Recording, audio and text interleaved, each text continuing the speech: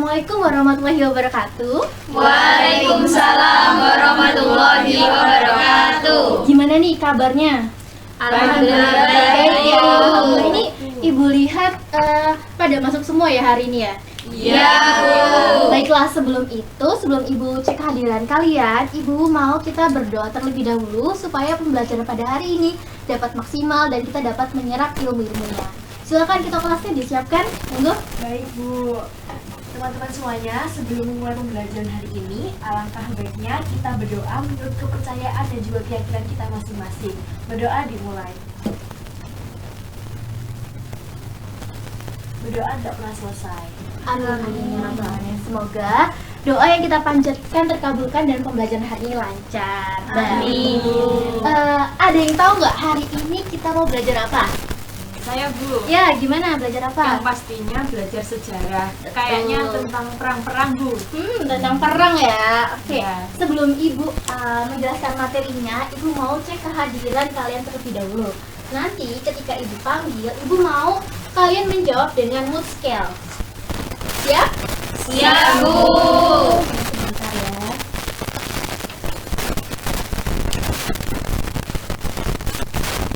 Nah, di monitor ini sudah ada mood scale. Jadi ketika Ibu panggil, anak-anak bisa menjawab sesuai mood hari ini. Dapat dimengerti?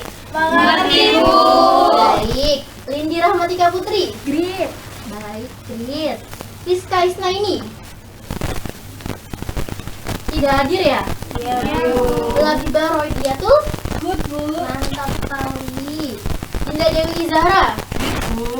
Great, keren. Umi Alifia. Good Bu. Oke, good. Afifia. Great Bu. Great, good job. Nurul Aulia. Bet Bu. Waduh, Nurul ini setiap pembelajaran Ibu bed ya. Semoga setelah di akhir pembelajaran ini moodnya Nurul kembali good ya. Oke, selanjutnya Kira Evi. Good Bu. Mantap. Zahra Najwa. Great Bu. Great. Ardita. Good Bu. Oke, setelah Ibu absen yang tidak hadir hanya satu. Kita doakan semoga teman kalian yang tidak hadir cepat bisa mengikuti pembelajaran kembali. Oke, sebelum masuk ke dalam materi, Ibu mau flashback terlebih dahulu terhadap materi yang sudah Ibu ajarkan. Ada yang ingat nggak pembelajaran kita itu kemarin membahas tentang apa? Ada yang ingat? Ya, silakan. Runtuhnya VOC. Betul sekali. Jadi pembahasan kita kemarin yaitu mengenai runtuhnya VOC. Ternyata setelah kita mempelajari runtuhnya VOC, VOC itu tidak berhenti di situ saja. Lebih tepatnya Belanda. Belanda itu tidak berhenti menjajah pulau kita yaitu Nusantara ketika VOC runtuh. Tapi ketika VOC runtuh itu Belanda makin gencar. Karena pada saat itu keuangan Belanda sendiri itu sedang gonjang-ganjing. Maka dari itu Belanda mulai mencari koloni-koloni baru untuk ditempati lagi. Nah, sebelum itu Ibu mau tanya dulu, ada yang tahu nggak tokoh ini siapa? Silakan Lindi. Pangeran Diponegoro. Betul sekali, plus dulu buat temannya. Jadi tokoh ini adalah Pangeran Diponegoro. Betul sekali yang disebutkan oleh Lindi. Nah, Pangeran Diponegoro ini adalah pangeran yang berasal dari Pulau Tengah. Jadi pangeran ini terkenal karena suatu strategi perang yang sangat wow. Jadi Pangeran Diponegoro ini merupakan suatu pangeran yang pada saat itu melakukan perang yang dinamakan Perang Diponegoro. Nah, jadi materi kita hari ini adalah Perang Diponegoro. Jadi pada hari ini Ibu akan mengajarkan kepada kalian semua mengenai Perang Diponegoro. Sebelum itu, Ibu ingin memberitahu tujuan pembelajarannya. Jadi tujuan pembelajarannya simpel. Yang pertama itu adalah peserta didik mampu menganalisis mengenai Perang Diponegoro sebagai perlawanan terhadap Belanda atau konflik kepentingan elit Jawa. Jadi highlight di sini anak-anak bisa melihat Perang Diponegoro sebagai perlawanan terhadap Belanda atau konflik kepentingan elit Jawa. Nah, ketika sudah mempelajari materi ini diharapkan anak-anak dapat menjawab pertanyaan tersebut. Jadi pembelajaran hari ini seputar Perang Diponegoro. Selanjutnya, Ibu akan memberikan arsip. Jadi mungkin anak-anak pada saat masa sekolah SMP itu sudah mengetahui yang namanya Perang Diponegoro, betul? Betul. Jadi pembeda di sini adalah ibu akan mengajak anak-anak semua untuk mengenali arsip-arsip yang terdapat di Perang Diponegoro. Salah satu arsipnya adalah namanya catatan Babat Diponegoro. Nah, catatan Babat Diponegoro itu mengenai perang-perang Diponegoro. Nah, nanti ketika ibu bilang 1, 2, 3, anak-anak bisa mengangkat gadgetnya untuk kita scan bersama ya. Baik. Bisa dimengerti? Bisa. Bisa disiapkan terlebih dahulu gadgetnya, bisa dikeluarkan. Nanti ketika pembelajaran dimasukkan kembali ya. Baik, Bu. Oke, 1, 2, 3. Silakan.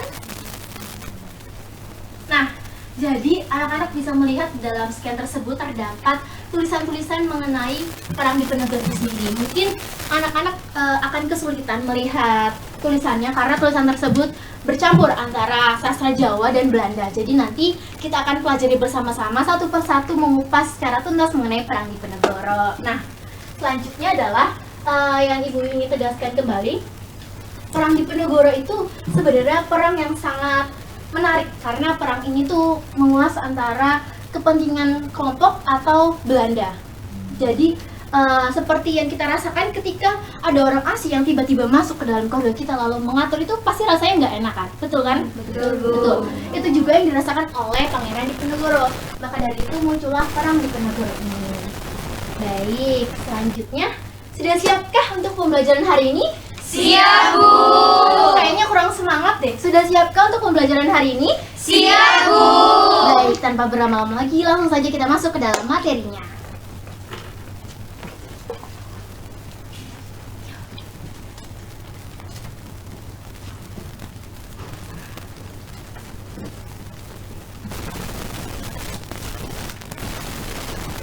Anak-anak, seperti yang dijelaskan oleh Ibu Uci sebelumnya, pembelajaran kita pada siang hari ini yaitu mengenai Perang Pangeran Diponegoro.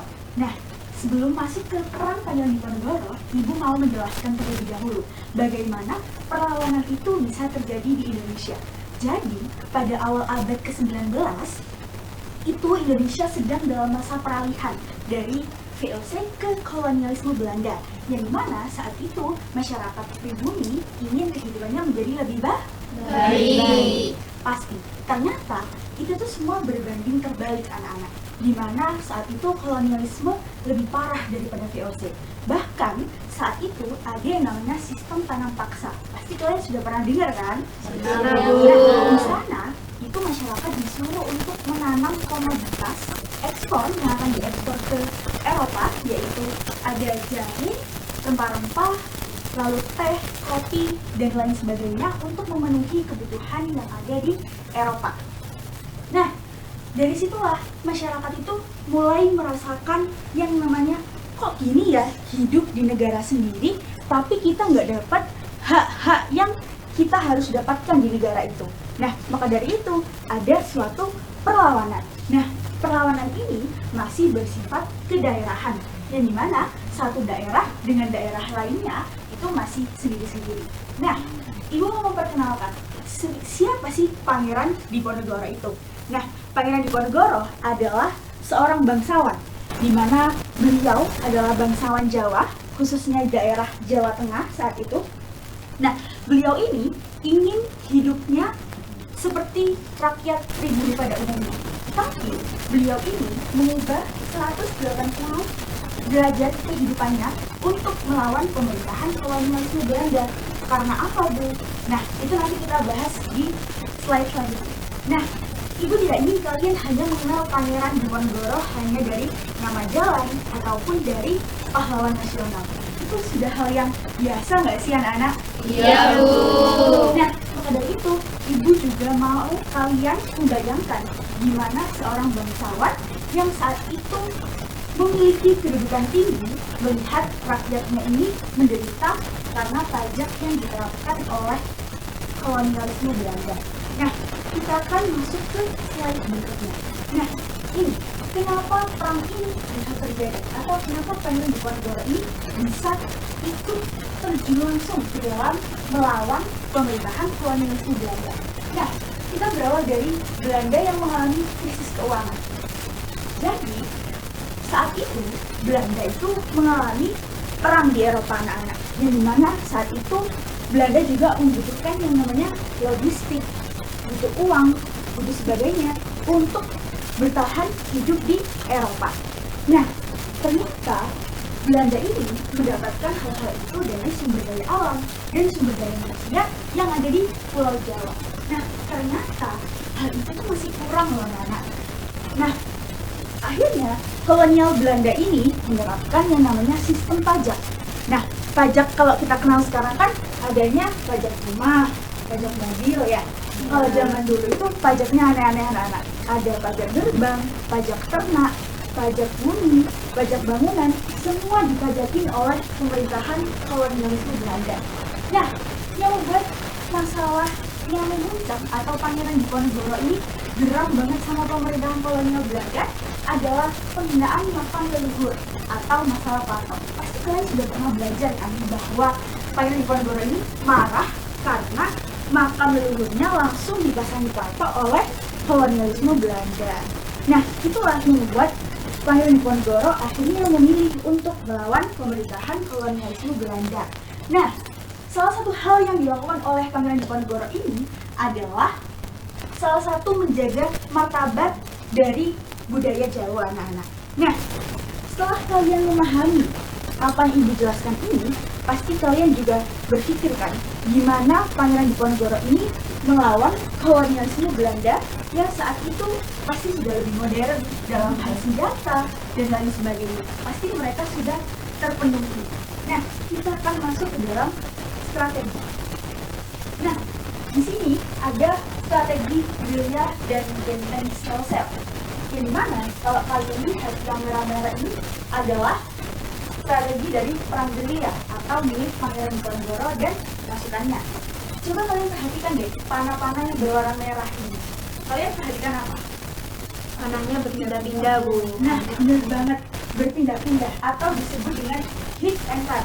Yaitu saat itu Pangeran Diponegoro ini perangnya itu tidak terbuka anak-anak, tidak seperti perang pasukan melawan kolonialisme Belanda langsung, tetapi perang ini melalui strategi gerilya, yaitu yang sembunyi-sembunyi, dan taktik hit and run keluar masuk hutan dengan mengandalkan kondisi alam. Coba kalian lihat di sini.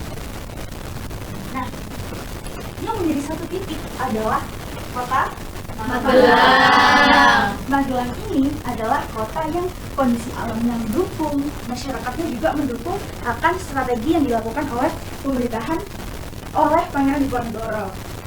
Nah, coba kalian lihat yang warna biru.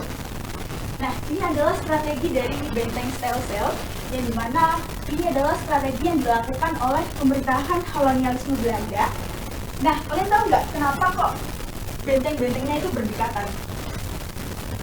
Nah, tujuan utama dari benteng-benteng ini berdekatan adalah mempersempit ruang gerak Pangeran Diponegoro. Di mana kan Pangeran Diponegoro mengandalkan kondisi alam yang begitu luas di anak-anak. Jadi akhirnya Belanda memiliki strategi yaitu benteng sel-sel untuk membentengi setiap titik-titik yang dianggap darurat oleh pemerintahan kolonialisme Belanda. Nah, setelah dari peta strategi ini, pasti di balik peperangan itu ada tokoh atau ada sosok yang tidak terlihat atau yang mungkin sering kita abaikan. Nah, salah satunya adalah peran perempuan dalam perang Diponegoro. Jadi, yang di sebelah kanan ini adalah Nyi Ageng Serang. Pasti kalian asing kan dengan ibu ini? Iya, Bu. Nah, Nyi Ageng Serang ini tugasnya adalah membantu logistik dari perang Diponegoro, membantu strategi, dan membantu informasi rahasia. Lalu, yang ada di sebelah kanannya itu adalah pasukan estri anak-anak. Nah, pasukan estri ini adalah cikal bakal dari Nyi Ageng Serang. Nah, perempuan-perempuan ini menggunakan tusuk konde sebagai senjata utama mereka melawan pemerintahan kolonialisme Belanda. Karena saat itu kan belum ada yang namanya pistol dan lain sebagainya. Nah, dari peristiwa ini pasti ada yang namanya kontroversi anak-anak. Jadi ibu di sini membawakan perspektif narasi yang dimana yang di sebelah kiri itu ada kita biasa menyebutkan perang Diponegoro. Sedangkan yang di sebelah kanan disebut perang Jawa. Pasti kalian juga familiar kan dengan hal ini. Nah, Ibu akan menjelaskan kenapa Bu ada dua narasi yang berbeda. Nah, yang di sebelah kiri atau yang biasa disebut dengan perang Diponegoro ini itu biasa disebut sebagai suatu perjuangan. Sedangkan kalau yang di perang Jawa atau yang dianggap kolonialisme Belanda ini sebuah perang yang ada di Jawa yang berhasil mengikis keuangan Belanda. Nah, itulah yang membuat kolonialisme Belanda ini akhirnya menyebut bahwa oh, ini adalah sebuah pemberontakan yang ada di Jawa. Seperti itu. Nah, Ibu tidak hanya berhenti pada kontroversi perspektif, tetapi Ibu juga akan lanjut kepada kontroversi mengenai lukisan. Nah, lukisan ini pasti kalian familiarnya yang ini dong. Iya, Bu. Nah, sama. Ibu juga dulu familiarnya hanya yang Raden Saleh. Siapa itu Nicholas Penyaman? Ibu tidak kenal beliau itu. Nah, sekarang kita bisa melihat persamaan dan perbedaan dari kedua lukisan ini, yang dimana bisa dianggap sebagai kontroversi perspektif. Nah, di sini Pangeran Diponegoro digambarkan menggunakan surban berwarna putih dan turban berwarna hijau. Sama halnya dengan yang digambarkan oleh Raden Saleh. Nah, begitu juga dengan masyarakat yang sedang menangis. Sama, di keduanya juga ada. Namun yang membuat berbeda adalah di sini tangan Pangeran Diponegoro dibuat seperti mengadah atau menyerah. Sedangkan di sini beliau terlihat seperti ya udah jaga aja gitu. Nah, di sini wajah kolonialisme Belanda kalau kalian perhatikan itu terlihat arogan. Tapi di sini kayak tegas banget gitu.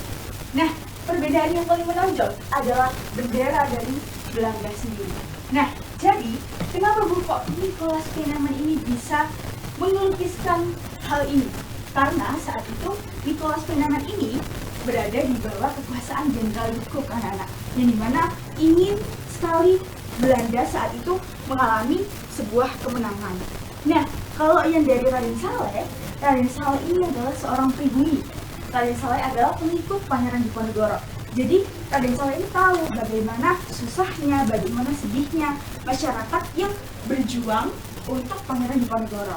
Nah, lukisan Raden Saleh ini pada tahun 1857 ternyata diserahkan ke Belanda. Ada yang tahu kenapa? Tidak tahu, Bu. Karena saat itu diserahkan sebagai bentuk rasa terima kasih Raden Saleh kepada kolonialisme Belanda. Nah, karena sudah dibiayai selama 20 tahun pendidikan di Eropa. Nah, hal inilah anak-anak yang membuat kontroversi perspektif dalam perang Diponegoro. Nah, selanjutnya ada dong pasti duka yang mendalam dari perang Diponegoro ini. Nah, yang pertama yaitu munculnya kesadaran akan berpahlawan. Dengan strategi yang cukup besar, pasti masyarakat itu juga ikut merasakan bagaimana kesadaran berpahlawan itu ada. Nah, selanjutnya ada korban jiwa yang sangat besar. Yakni, kenapa Bu kok korban jiwanya sangat besar? Pasti karena perang ini mengandalkan strategi alam yang cukup besar. Jawa Tengah itu besar sekali. Nah, maka dari itu korban jiwa yang dialami pada perang ini juga sangat besar. Nah, pasti di dalam perang itu ada yang namanya penderitaan sosial dan ekonomi. Tentu anak-anak. Nah, di sana bagaimana Belanda itu membalikkan perekonomian dan sosial yang ada di tanah Jawa saat itu, yaitu dengan lahirnya sistem tanah paksa. Seperti yang Ibu jelaskan tadi, bahwa masyarakat disuruh untuk menanam komoditas-komoditas yang dikirim ke Eropa. Nah, akhirnya itulah dilakukan sistem tanah paksa. Nah, untuk Belanda sendiri, apa Bu yang dialami oleh Belanda? Ini, kerugian yang sangat besar. Belanda juga mengalami kerugian yang cukup besar anak-anak. Sekitar 100 sampai 140 juta saat itu untuk perang Pangeran Diponegoro ini. Nah, Ibu berbicara seperti ini berlandaskan dengan arsip. Kalian pasti familiar atau belum?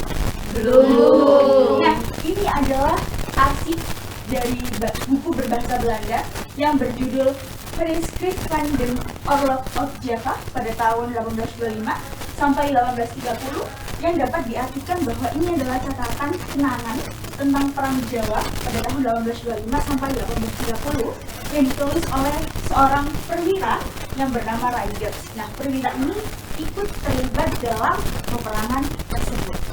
Nah, selanjutnya Ibu akan masuk ke dalam sesi tanya jawab yang dimana nanti kalau Ibu mengeluarkan soal, kalian boleh untuk mengangkat tangan, dan kalau sudah mendapatkan hadiahnya, berikanlah kepada teman-teman kalian yang belum sempat untuk menjawab. Nah, pertanyaan nomor 1, apa dampak yang dirasakan oleh kolonialisme Belanda? Yang tahu boleh apa? Ya, silakan. Kerugian yang sangat besar. Iya, benar sekali. Nah, selanjutnya, tadi kan Ibu menjelaskan ya bahwa strategi dari peperangan ini adalah gerilya. Nah, namun dari pemerintahan kolonialisme Belanda itu ada yang namanya strategi benteng stelsel. Nah, tujuan utama dari strategi benteng stelsel itu apa ya, Nana? Ya, Bu, berusaha untuk mempersempit ruang gerak Pangeran Diponegoro, Bu. Iya, benar sekali. Nah, selanjutnya, ini gampang sih kalau kalian ingat. Tadi itu ada tokoh ya, tokohnya itu mungkin jarang kita kenal. Siapa sih nama tokoh itu? Ya, boleh Bibah. Benar. Sama-sama. Nah, ini deh yang awal-awal tadi, yang masih awal-awal banget. Apa yang memicu Pangeran Diponegoro itu marahnya itu sampai marah banget? Ya, Bu. Ya, Jadi apa itu makam dari pangeran itu ditakuti oleh pangeran. iya benar sekali.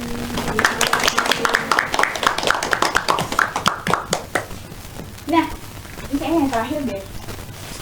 Yang terakhir, kalau dari dampaknya kolonialisme, tadi kan kerugian yang cukup besar. Kalau dari dampaknya nasionalisme, yang pertama kali Ibu jelaskan apa? Ya, boleh awal. Munculnya kesadaran berpahlawan. Benar Bu. sekali. Terima kasih, Bu. Sama-sama, Aul. Nah, berarti kelas ini menyimak ya penjelasan dari Ibu hari ini. Nah, Ibu akan masuk kepada sesi diskusi hari ini, anak-anak. Ini akan membahas hal-hal yang cukup menarik, yaitu ada 2 permasalahan. Di sini Ibu memilih 2 permasalahan. Yang di sebelah kiri ini adalah yang pertama, mengapa konflik yang sama dapat menghasilkan perbedaan penilaian tentang siapa yang disebut sebagai pejuang dan siapa yang disebut sebagai pemberontak dalam historiografi kolonial dan nasional. Nah, yang kedua, mengapa Perang Diponegoro dianggap memiliki pengaruh terhadap munculnya kesadaran nasional di Indonesia. Nah, Ibu akan membagikan kertas, kalian boleh untuk berdiskusi dengan teman kalian, depan, belakang, samping, kanan, kiri juga boleh. Nanti, Ibu ingin kalian ada yang bagian menjawab, menyanggah, dan bertanya agar kelas ini menjadi diskusi yang interaktif. Bisa dimengerti? Bisa, Bu. Terima kasih. Ya. Sama-sama. Terima kasih, Bu. Sama-sama. Bye.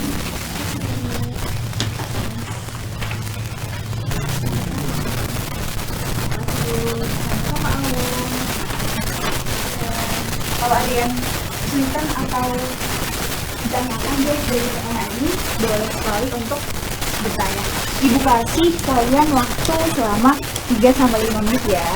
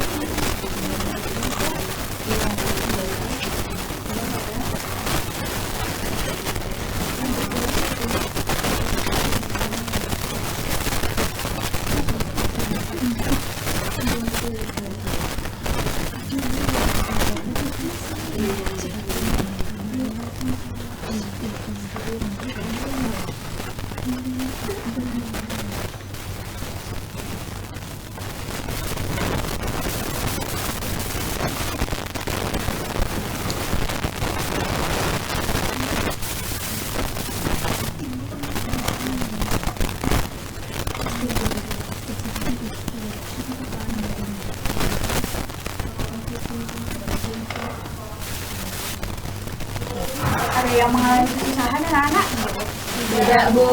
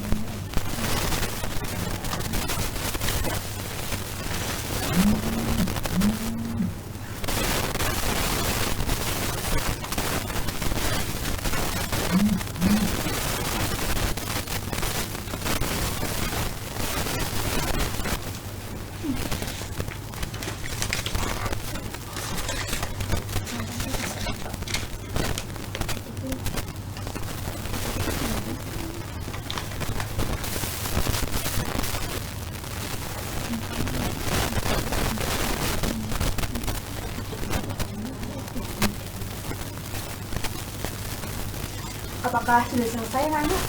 Belum, Bu.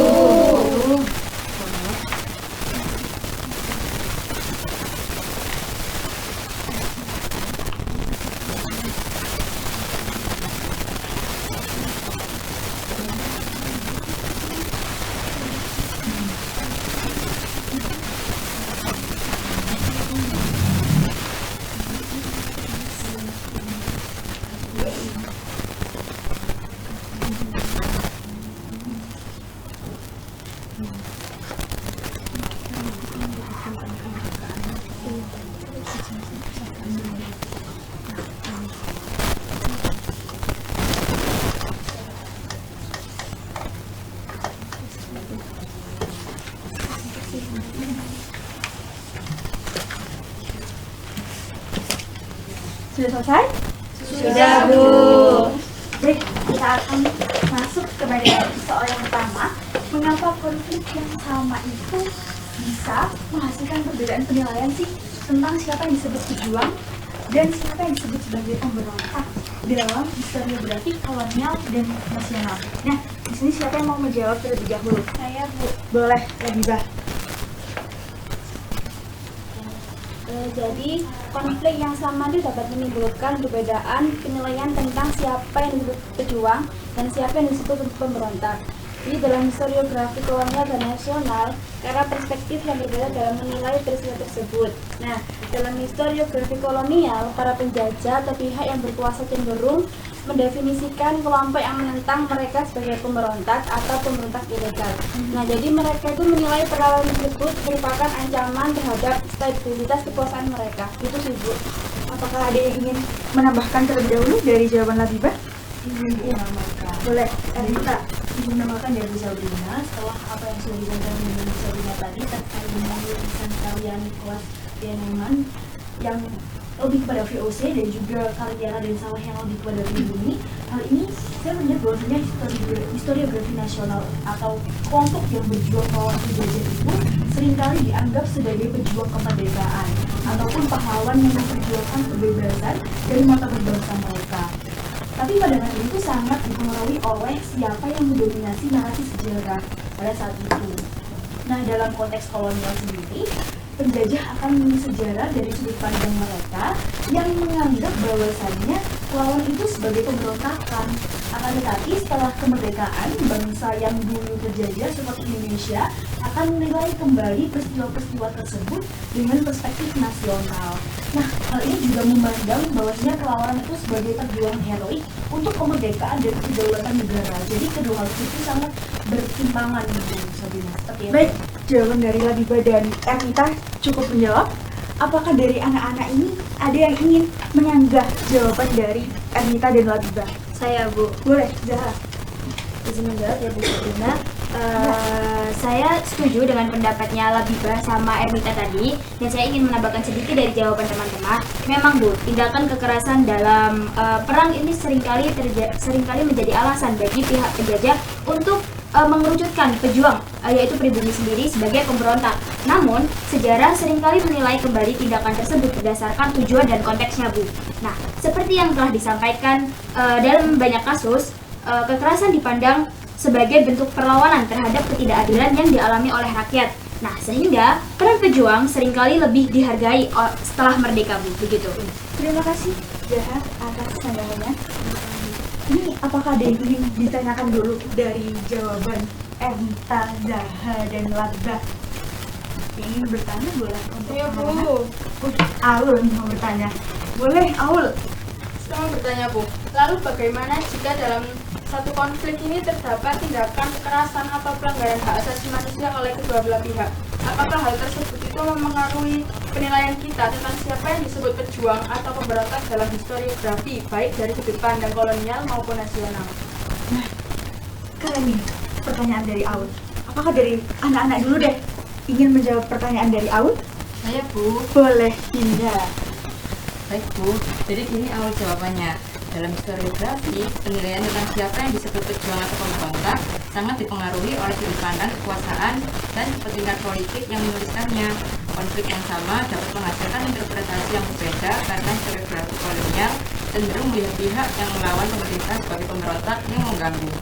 Sedangkan historiografi nasional memandangnya sebagai perjuangan melawan kolonialisme. Ketika dalam suatu konflik, seperti Perang Diponegoro, kedua belah pihak melakukan kekerasan atau bahkan pelanggaran kemanusiaan.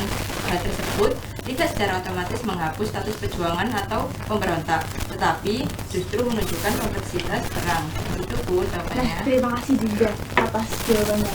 Nah, mungkin Ibu Handa akan bisa memberikan penguatan di akhir saja. Nah, untuk selanjutnya kita masuk kepada soal yang nomor 2, yaitu mengapa Perang Diponegoro dianggap memiliki pengaruh terhadap munculnya kesadaran nasional di Indonesia.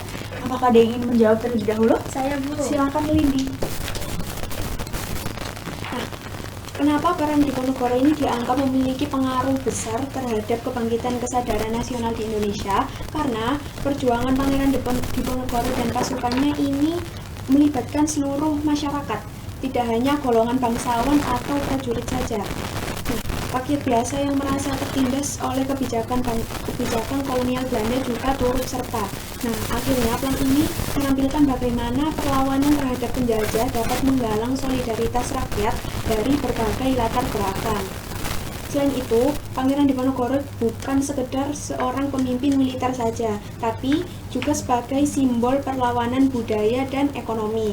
Nah, semangat perjuangan yang ditunjukkan oleh Pangeran Diponegoro ini memberikan inspirasi bagi banyak orang untuk mempertahankan martabat dan hak-hak mereka, serta menumbuhkan kesadaran kolektif bahwa mereka adalah satu bangsa yang harus melawan penjajahan untuk meraih kemerdekaan. Nah, terima kasih jawabannya Lindi. Sangat lengkap dan inovatif sekali ya. Nah, dari jawabannya Lindi ini ternyata masih bisa disanggah loh anak-anak. Siapa yang mau menyanggah terlebih dahulu? Saya, Ya, Bu. boleh Vira. Izin jawab ya? Iya. Jadi saya setuju dengan pendapatnya Lindi bahwa Perang Diponegoro ini tidak hanya membawa dampak bagi rakyat di Jawa Tengah, melainkan juga menjadi contoh penting bagi daerah lain di Indonesia bahwa perlawanan terhadap kolonialisme ini merupakan perjuangan bersama. Jadi perjuangan Diponegoro ini mengajak masyarakat untuk menyadari bahwa mereka ini memiliki hak untuk memperjuangkan kemerdekaan dari penjajahan yang merampas hak-hak mereka. Nah, dari situ identitas nasional mulai terbentuk meskipun masih dalam wujud perlawanan lokal. Hal ini menandakan adanya titik awal munculnya kesadaran kolektif bangsa untuk dapat bersatu melawan penjajahan itu. Nah, bagus. Terima kasih Vira. Selanjutnya, apakah ada yang ingin ditanyakan dulu deh dari jawaban teman-teman ini? Saya, Bu, mau Ya, bertanya. boleh. Afifia. Jika Perang Diponegoro mempengaruhi munculnya kesadaran nasional, bagaimana hal tersebut berkembang lebih lanjut setelah perang berakhir? Apakah pengaruh perlawanan ini terus bertahan dan menginspirasi gerakan-gerakan nasional setelah kemerdekaan? Terima kasih. Terima kasih, Afifia. Apakah dari anak-anak dulu deh ada yang ingin menyampaikan jawabannya untuk Afifia? Saya, Bu. Iya, boleh. Afifia. Izin menjawab pertanyaan Afia. Jadi Perang Diponegoro itu memang tidak langsung melahirkan nasionalisme modern, tetapi menanamkan kesadaran awal tentang perlawanan kolektif terhadap kekuasaan kolonial. Jadi setelah perang berakhir, pengalaman penderitaan rakyat, eksploitasi ekonomi, serta kenangan akan perjuangan Diponegoro itu diwariskan melalui tradisi lisan, budaya, dan narasi sejarah sebagai simbol perlawanan pribumi. Kesadaran ini itu berkembang pada awal abad ke-20 ketika muncul organisasi modern seperti Budi Utomo dan Sarekat Islam itu mulai mengubah perlawanan yang bersifat kedaerahan menjadi gerakan nasional. Jadi semangat melawan ketidakadilan kolonial yang diwariskan dari perang-perang sebelumnya, termasuk perang Diponegoro, itu kemudian menjadi inspirasi ideologis bagi gerakan nasional hingga masa kemerdekaan. Begitu, Bu. Terima kasih Alivia buat jawabannya. Ternyata diskusi kali ini cukup menarik dan inovatif ya anak-anak. Boleh tepuk tangan dulu dong buat kelas ini. Nah, di sini Ibu mau mengasih atau memberikan penguatan deh tentang studi kasus ini. Jadi, sejarah itu bisa dipandang dari berbagai perspektif, tidak hanya dari nasional saja, bisa dari kolonialisme Belanda. Yang dimana tadi juga dijelaskan sama teman-teman bahwa historiografi nasional bisa menyebutkan ini adalah sebuah perjuangan bangsa. Tetapi di historiografi kolonial ini bisa disebut sebagai sebuah pemberontakan. Nah, di sini Ibu ingin mengajak kalian semua berpikir bahwa sejarah itu tidak hanya lurus saja kayak jalan tol, tetapi juga bisa loh bergelombang-gelombang kayak ombak yang ada di laut. Kita bisa kok melawan arus dari sejarah itu sendiri. Nah, sama dengan hal yang pertanyaannya Afifia tadi, bahwa sejarah dari perang Diponegoro ini memang tidak secara langsung memberikan bagaimana dampak yang signifikan. Tetapi saat itu dengan berkembangnya zaman ada Budi Utomo dan Sarekat Islam seperti yang disebutkan oleh Alivia. Nah, itu adalah cikal bakal dari dampak perjuangan Pangeran Diponegoro. Nah, anak-anak, jadi sejarah itu bukan soal siapa yang salah, bukan soal siapa yang benar, tapi sejarah itu adalah suatu peristiwa yang dipandang untuk membentuk suatu identitas nasional kita. Jadi, hal ini dari sini anak-anak, kita bisa melihat bahwa sejarah itu bisa dipandang dari berbagai perspektif. Nah, tidak terasa waktunya juga sudah mau habis. Nah, Ibu di sini ada satu quotes yang dimana mungkin kalian nanti bisa terinspirasi, yaitu tanpa persatuan perjuangan sebesar apapun akan sulit untuk berhasil. Nah, sekian untuk pembelajaran pada siang hari ini anak-anak. Ibu akhiri, terima kasih. Terima kasih, Bu.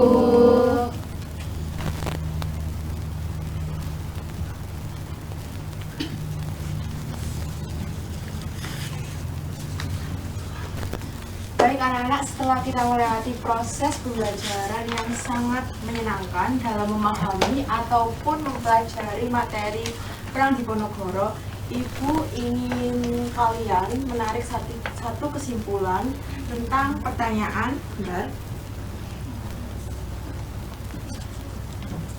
Nah, pertanyaannya itu adalah apakah Perang Diponegoro ini merupakan suatu kepentingan elit Jawa atau justru bentuk perlawanan dari masyarakat pribumi. Nah, Ibu persilakan kalian untuk menjawab pertanyaan yang Ibu berikan. Saya ingin menjawab, Bu. Oke, silakan. Menurut pendapat saya, ada perasaan dilematis, Bu. Nah, di satu sisi, pemicu awalnya adalah memang sangat personal, yaitu pemasangan patok di tanah leluhur Pangeran Diponegoro. Di situ ada kesan bahwa kepentingan elitlah yang menjadi sumbu ledaknya. Namun perasaan saya berubah ketika melihat besarnya skala dukungan rakyat, dan rasanya tuh sulit membayangkan rakyat mau mengorbankan segalanya jika ini hanya demi kepentingan satu individu elit saja, Bu. Gitu.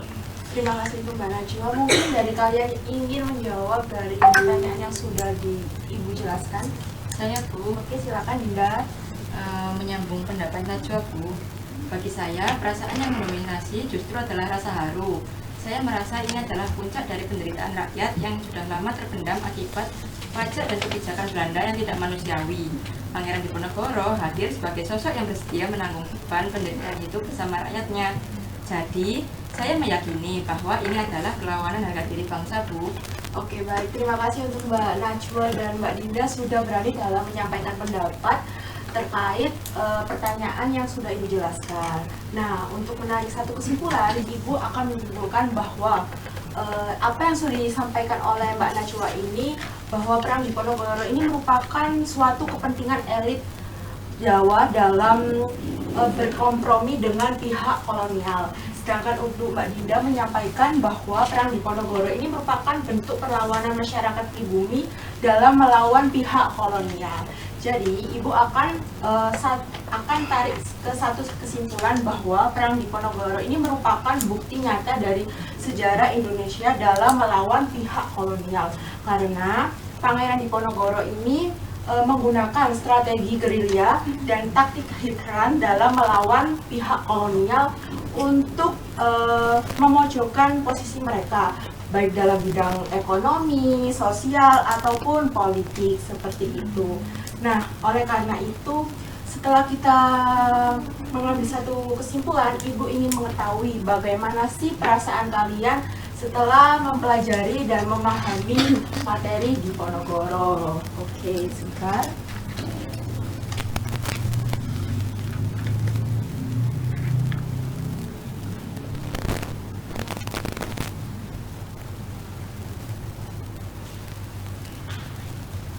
Nah, Ibu akan sebentar.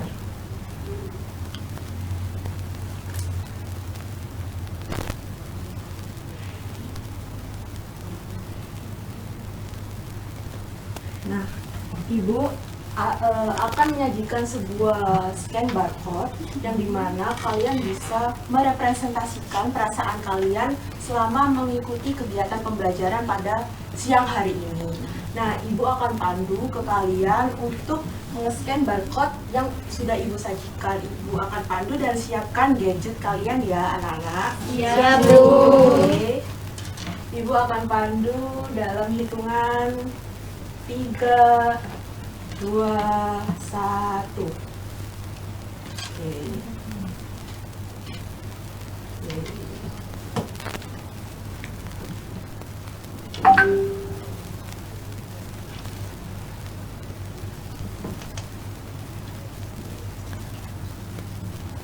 Sudah, Bu.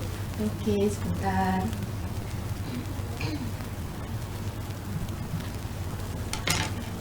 Nah, Ibu akan menjelaskan terkait 3 emoji yang sudah disajikan dalam PPT ini, bahwa yang warna hijau ini melambangkan perasaan senang dalam mengikuti kegiatan pembelajaran di siang hari ini. Kalau yang kuning ini mungkin kalian lagi flat, mungkin lagi bad mood, ataupun lagi bosen nih mengikuti pembelajaran pada pagi hari ini. Dan untuk yang merah, mungkin kalian lagi marah ataupun lagi nggak mood dalam mengikuti pembelajaran di siang hari ini. Nah, Ibu lihat sepertinya kalian senang ya dalam mengikuti pembelajaran hari ini. Senang sekali, Bu. Nah, untuk itu Ibu ingin tahu ke kalian alasan kenapa sih kalian kok senang dalam mengikuti kegiatan pembelajaran di siang hari ini. Mungkin dari kalian ingin memberikan alasan? Saya Bu. Oke, dipersilakan.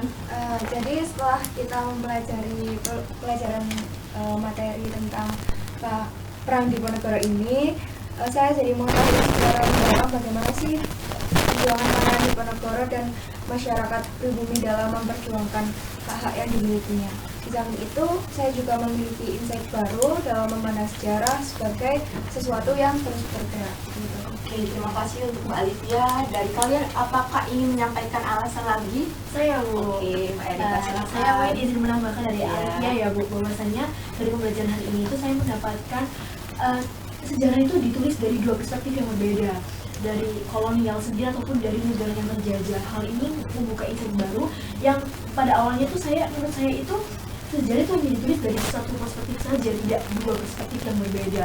Dan kedua hal tersebut itu sangat berbeda dengan peristiwa yang saat itu asli terjadi dan juga sangat amat bertolak belakang. Seperti itu, Bu. Oke, terima kasih untuk Mbak Erika sudah berani dalam menyampaikan pendapat. Nah, Sepertinya kalian sudah senang dalam mengikuti pembelajaran hari ini karena kita sudah memahami bagaimana sih proses dari perang Diponegoro dan dampaknya dan faktor apa saja yang membuat terjadinya perang Diponegoro. Lalu kita juga memahami historiografi di Indonesia ini sangat banyak perspektif ya, entah dari kolonial ataupun dari bangsa kita sendiri. Oke, sebelum Ibu akhiri pembelajaran kita di siang hari ini, Ibu akan memberikan satu bacaan yang akan kalian baca di rumah dan buat bahan diskusi di pertemuan selanjutnya. Baik, Bu.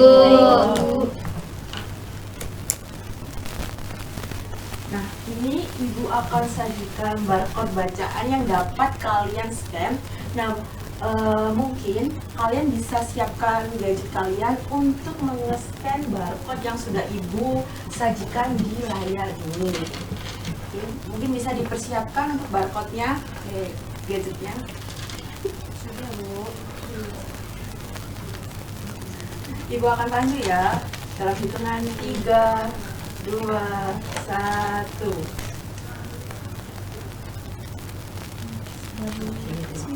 Sudah, Bu. Nah, untuk bacaan ini akan menjelaskan bagaimana sih proses dari perang Aceh yang terjadi di Indonesia, dan kita akan berdiskusi kembali pada pertemuan selanjutnya terkait penyebab apa saja yang akan dijelaskan dalam agenda diskusi terkait perang Aceh seperti itu. Nah, Ibu ucapkan terima kasih kepada kalian sudah antusias ataupun sudah berani menjawab terkait materi yang sudah dijelaskan sebelumnya. Nah, oleh karena itu Ibu ingatkan kembali, kalian jangan lupa untuk membaca materi yang sudah Ibu berikan. Ibu akhiri, wassalamualaikum warahmatullahi wabarakatuh. Waalaikumsalam warahmatullahi wabarakatuh. Terima kasih.